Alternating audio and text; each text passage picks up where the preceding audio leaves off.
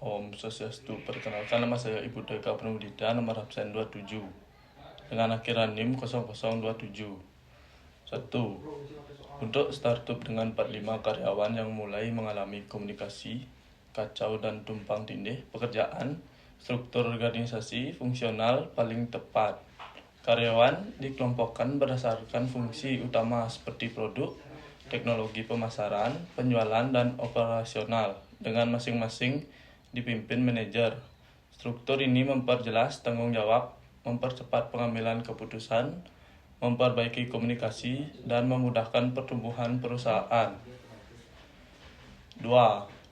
UMKM tersebut belum mengelola unsur orang dalam dan struktur organisasi dengan baik karena karyawan tidak jelas tugasnya, tidak mendapat pelatihan, dan komunikasi dari pemilik lemah.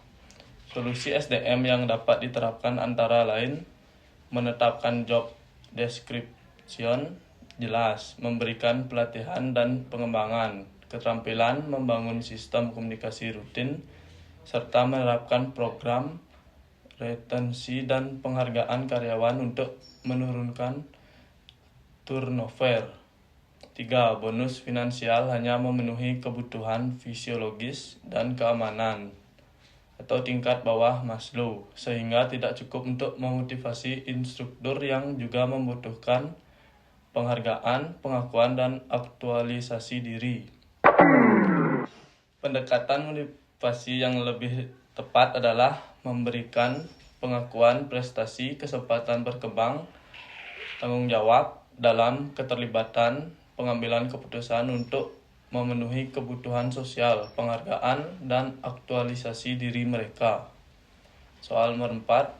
Dalam organisasi nirbala peduli lingkungan tersebut, gaya kepemimpinan yang lebih efektif adalah gaya kepemimpinan partisipatif atau demokratis. Hal ini karena anggota muda yang kreatif membutuhkan ruang untuk berkontribusi, mengemukakan ide, dan terlibat dalam pengambilan keputusan agar motivasi dan rasa memiliki terhadap proyek meningkat. Dengan beralih gaya dari otoriter ke gaya partisipatif, ketua organisasi dapat mendorong kolaborasi, meningkatkan inovasi, dan mempercepat penyelesaian proyek karena anggota merasa dihargai dan didengar. Selain itu, komunikasi yang terbuka dan pemberian tanggung jawab secara bertahap akan meningkatkan kepercayaan diri anggota, memperkuat kerja tim, dan meningkatkan kinerja organisasi secara keseluruhan. Untuk 5. Untuk restoran, dapat fungsi pengendalian dapat diterapkan sebagai berikut. Penetapan standar. Tentukan standar waktu penyajian, misal maksimal 15 menit per pesanan, dan standar kualitas rasa makanan, misal konsistensi resep dan penyajian. Pengukuran kinerja, catat waktu penyajian setiap pesanan dan lakukan uji rasa rutin untuk mengecek konsistensi makanan. Perbandingan, bandingkan hasil pengukuran dengan standar yang telah ditetapkan untuk mengetahui apakah ada penyeimbangan, tindakan koreksi. Jika penyajian terlambat atau rasa tidak konsisten, lakukan perbaikan, misalnya pelatihan karyawan, revisi resep, atau penerapan SOP.